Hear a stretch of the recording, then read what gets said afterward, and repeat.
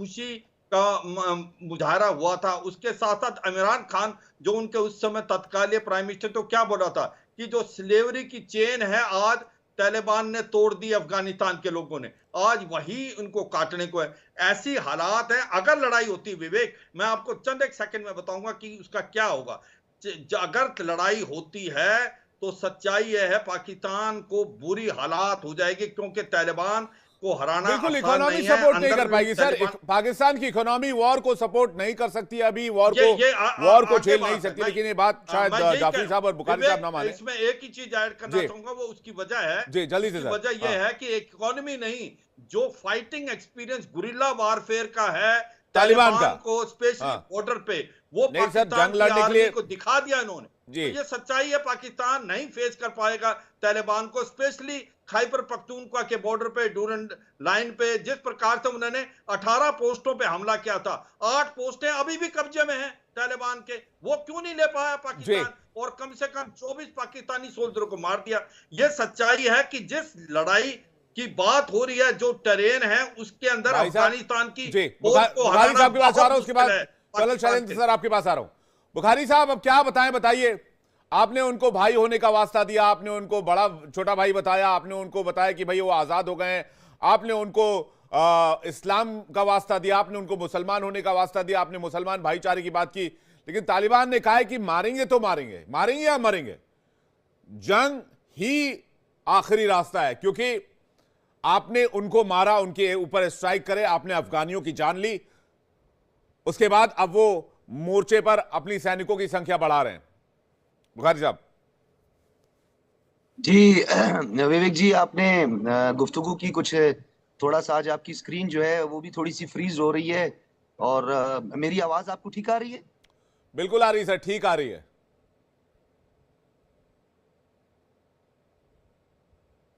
जी। अच्छा विवेक जी, आपने ये कहा कि हमने उसे भाई कहा तालिबान को, और आपने साथ में ये भी कहा कि हमने उन्हें भाईचारे की बात की, मोहब्बत की बात की। तो विवेक जी, हम तो आपको भी मोहब्बत की बात करते हैं, हम तो आपसे भी भाईचारे की बात करते हैं, हम तो आपसे भी पीसफुल मुज़ाकरात चाहते हैं। लेकिन आपके यहाँ जो एक आइडियोलॉजी है, जिसको आरएसएस की नाजीज आइडियोलॉजी कहते हैं, वो आड़े आ जाती है और हमारे इस मुज़ाकराती अमल को सबुटाज कर देती है। जहां तक तालिबान की बात रही, तो मैं आज फिर दोहरा देता हूं कि तालिबान के साथ हमारे सरहदें भी जुड़ी हुई हैं, तो वो एक हमारी उनके साथ अटैचमेंट हुई। दूसरी हमारी इस्लामिक आइडियोलॉजी है, एक ही आइडियोलॉजी है, वो भी हमारी उसके साथ जुड़ी हुई है। तीसरी हमारी लैंग्वेज की है, वो भी उनके साथ हमारी आइडियोलॉजी जुड़ी हुई है।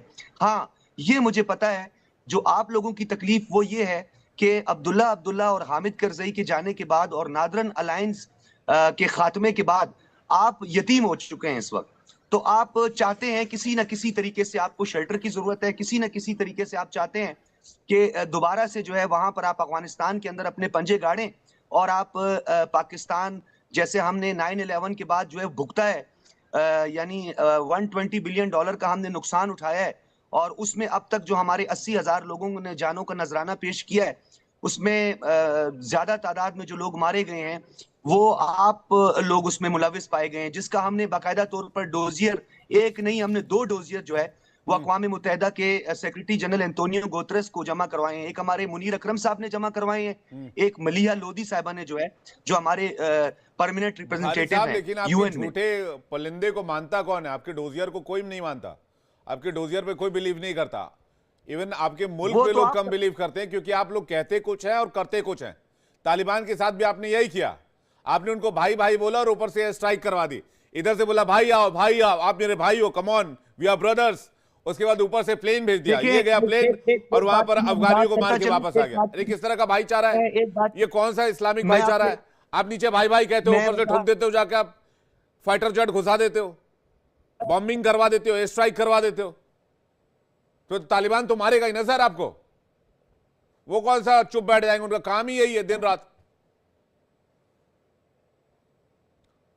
बुखारी साहब को मुझे लगता है फिर से नेटवर्क नहीं मिल पा रहा है। मैं इसलिए कहता हूं पाकिस्तान में थोड़ा डेवलपमेंट करवाई, खैबर पख्तूनख्वा में 5G नेटवर्क होता तो शायद बातचीत हो जाती। तो थोड़ा सा नेटवर्क मजबूत करवाई, फाइबर ऑप्टिकल बिछवाइए और इंटरनेट अच्छा हो जाएगा इससे। मैं कर्नल शैलेंद्र के पास जा रहा हूं, उसके बाद आरजू काजमी भी हमारे साथ जुड़ गई हैं।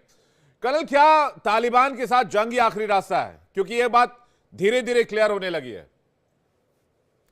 जय हिंद, नमस्कार। मैं अपने पाकिस्तान पैनलिस्ट से रिक्वेस्ट करूंगा और मैं शायद एग्री भी करूंगा कि हम एक कंस्ट्रक्टिव डिस्कशन करें। ये ब्लेम गेम से फायदा नहीं होने वाला, अपने आप को डिफेंड करने से कोई फायदा नहीं होने वाला। रियलिटीज को फेस करें आंख खोलकर, और अगर जैसा वो बता रहे हैं कि मिलकर कुछ कर सकते हैं तो वो जरूर करें। मैं दोनों पैनलिस्ट को कोट करूंगा। बुखारी साहब का कहना है आरएसएस आइडियोलॉजी, वो तो आपके और मेरे में भी डिफरेंस है। तालिबान बीच में कैसे आ गया? आपके और तालिबान के रिलेशन आरएसएस आइडियोलॉजी इंडिया की, उसकी वजह से अफेक्ट होते हैं। मेरे ख्याल आंख खोलिए, कृपया कर इस सच्चाई को फेस करिए। It has got nothing to do with RSS ideology. उनका कहना है फिश खा रहे हैं, जरूर खाइए जनाब फिश, आपकी अपनी मर्जी है। आपकी जो इकोनॉमी है, जिस तरीके की डेवलपमेंट पर आप हैं, फिश अगर आप खा पा रहे हैं बड़ी अच्छी बात है। आपने कहा इंडिया यतीम हो गया नॉर्दर्न अलायंस की वजह से। ओ माय गॉड, अरे बुखारी साहब कुछ कंस्ट्रक्टिव बात करिए। इंडिया क्यों यतीम हो जाएगा? इंडिया तो इस तरह के ऑर्गेनाइजेशन दसियों पाल देगा आज की तारीख में, जिस तरह की हमारी इकोनॉमी है। आपने कहा डोजियर दिया है, डोजियर तो हमने आप दूसरी कंट्रीज को और यूएन को आप देते हैं। हमने तो आपके टेररिज्म का प्रूफ आप ही के लोगों को दिया था। आपके लोग आए थे पठानकोट, जिनको हमने दिखाया था। बता दीजिए अगर आप टेररिज्म के इतना खिलाफ है। जहां तक बात है कि टीटीपी और आप लोग का कहना है कि हम लड़ाई नहीं लड़ रहे, सब कुछ ठीक है। जनाब अगर यही सब कुछ ठीक है तो मुझे नहीं लगता कि you are being a patriotic Pakistani. बनिए, अपने देश के लिए अच्छा सोचिए, जो चैलेंजेस हैं उन्हें फेस करिए। अरे कौन कहता है you are not on war with Afghanistan? Who says that? अगर जब आपके बीच में वॉर ही नहीं है तो आपकी पोस्ट को वो कैप्चर क्यों कर रहे हैं? आप एयर स्ट्राइक क्यों कर रहे हैं? जनाब अच्छी बात करिए, अच्छा इवैल्यूएशन करिए, एक मिलकर सॉल्यूशन निकालिए। आपने एक और अच्छी बात कर दी थी कहीं कि तालिबान इंडिया के साथ मिला हुआ है और इंडिया उसको फंडिंग करता है।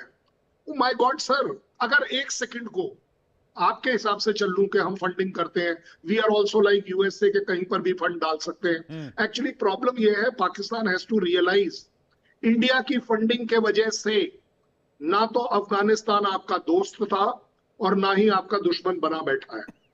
अफगानिस्तान के पास हिस्टोरिक रीजंस हैं आपके साथ डिफरेंसेस के, बॉर्डर से रिलेटेड डिफरेंसेस हैं जो वो आपका नहीं मानते डूरेंट लाइन को। आप जिस तरीके से तालिबान के खिलाफ यूएस के साथ खड़े थे, वो आपका एक बहुत बड़ा चैलेंज है, क्योंकि उन्हें याद है, आप भूल रहे हैं। आप जिस तरीके से वहां गवर्नमेंट बनते समय इंटरफेयर कर रहे थे, आपके आईएसआई चीफ ओपनली कर रहे थे। आपके यहाँ पर आप क्रेडिट ले रहे थे कि हाँ जी देखिए हमने ये भी करा दिया। Don't be a opportunist. मुझे लगता है आपको रियलिटी फेस करनी चाहिए कि यस प्रॉब्लम है, हम लड़ाई नहीं लड़ पाएंगे अगर लड़ाई का ऑप्शन भी लिया जाए। अपने आप में it is not at all ever good कि कोई कंट्री लड़ाई लड़ पाए। आप यूएस देख लीजिए, इजराइल देख लीजिए, यूक्रेन रशिया देख लीजिए, नोबडी कैन अफोर्ड अ लड़ाई। अल्टीमेटली